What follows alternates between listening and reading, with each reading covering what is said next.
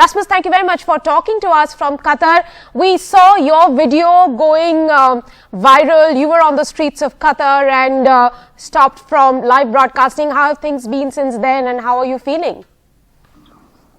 Things has been fine. I mean, I guess it was just an unlucky incident because I don't think that this is the way the Qatari authorities, they want to treat journalists during the World Cup. Of course, it shows something about how journalists may be normally treated in Qatar if they don't have the exact right permissions to film in the street, but I did have the right permission. So I see it as a single incident. I got an apology and I'm fine by that. We are all the time being stopped by security guards asking for our permission to film, and when we tell them, well, we got the permission, we show the permission, then everything normally is fine. Rasmus, this has been an exceptional World Cup, perhaps the most controversial one. 2 days ahead of the start, we heard of, beer being banned, alcohol being banned inside the stadium. Now, you are on ground. How are fans reacting to all of this? Well, I mean, fans, they are used to alcohol not being sold in stadiums. We have that situation in many places in Europe, but what they're not used to is a World Cup where they change everything 2 days before the World Cup kicks off.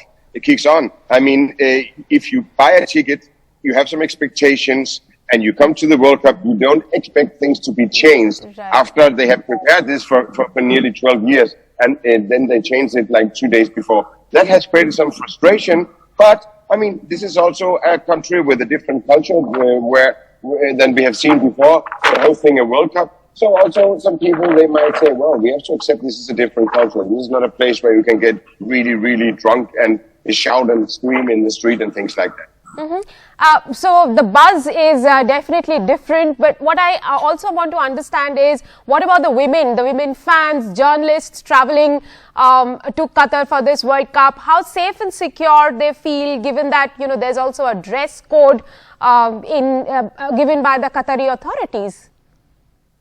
That is very true, but until now I have seen people in the street dressed in all kinds of different ways, and it didn't seem to create any kind of problem. But I think there's a lot of people who have some fear before they arrive, because things are that they have some rules, like you cannot be gay, it's actually illegal, and there are issues with women's rights. But the thing is, will they actually also implement these laws during the World Cup? They seem a little bit more relaxed and say, well, rules are rules, take it easy. Also, I just want to know about the fans who are from LGBTQ community. Have you seen any of them, spoken to any of them? Because what I understand is a lot of them did not want to travel to Qatar because of the strict regulations there. Exactly, and I haven't met any of them at all. And I mean, I know fans from Denmark, where I'm from, and they don't want to go because of that, because it's illegal. Maybe they say, well, you can relax. I mean, you won't be arrested. Everything is fine. But are you sure? Because it's in the law. So people, they don't want to risk it. Also, let me ask you one last question about, Gianni Infantino yesterday. He threw a passionate defense of Qatar yesterday, saying that the Western media, they have been reporting things about Qatar that is probably not accurate, and the West has to pay 3,000 years for their sin. Tell us a little bit about that very, emotional and passionate press conference that a lot of you guys must have been. It was a very, very special press conference. We had ever seen a speech from a FIFA president like that. But it's also a speech that actually divides people, because European fans, they're saying, what is this? I mean, is it totally tone deaf? I mean, doesn't understand the problems that they have in Qatar. But other people, also from third world country, as they are being called in Europe, they are saying, well, this is the first speech where someone actually stood up for some of the poor countries from African countries in the world, and the Qatari authorities, they're extremely happy because he really defended them. So, I mean, it's a speech that divided a lot of people, a very special speech to kick off the World Cup, I must say. And would you say this is an exceptional World Cup that you're covering? Oh my God, it's very exceptional. I've covered 5 World Cups before. Nothing is like this. I mean, it's such a small country. They don't have a football culture where other countries that are hosting the World Cup. And some people are saying this is going to be the World Cup for all the rich people because it's so expensive to travel here. But I think maybe it's going to be opposite, because I think maybe for the first time you're going to see people from the slum in Bangladesh, from Nepal, Sri Lanka, even India, actually being able to get their dream fulfilled, to watch a World Cup live in front of their eyes. I talked to many Indian expats here who actually have a ticket, and they were so excited. So for them, for many people also who are maybe facing financial problems within their families back home, they are now here. They can watch the World Cup. I was out in the city last night. They were so excited. Hundreds of thousands of people, expats, were outside celebrating already without alcohol, having a party. So, I mean, now let's see. Maybe this is going to be a huge party after all. Mm-hmm.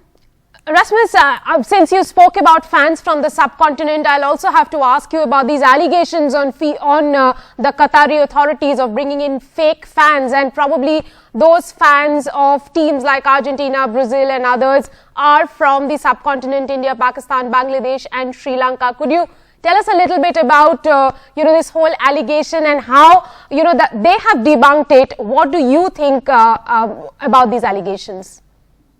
Well, I think it's the wrong allegations, to be honest with you. I met with an Indian journalist yesterday, and I knew the history. I know the explanation, but he also explained to me that in southern India, in the Kerala district especially, there's a lot of fans who just love Brazil, who loves Argentina, and I think to call it fake fans, I think it's actually a huge problem. Because, I mean, just because you're not from the country that you're celebrating doesn't mean that you're fake. You can love football after all. Go to Denmark, ask them how many Liverpool fans do we have in Denmark. Were they born in Liverpool? No, they were not born in Liverpool. They just love the way they play football. Okay, fine. So to say that these are fake fans paid by the Qatari government, actually I think it's very offending. And I talked to a lot of these, especially Indian fans, and they also told me, no, we did not get paid. We just love Brazil. We love Argentina. This is the first time in our life where we can actually attend a World Cup where they're playing. We're going to watch the match. It's so special for them. They got the ticket. So I think it's pretty offending to call them fake fans sitting there in Denmark, in Europe, and not knowing actually anything about the culture and what's going on, talking to the people here as I do. No, they're not fake fans. They are real fans. Rasmus, thank you very much for your perspective, and you go and enjoy the cup.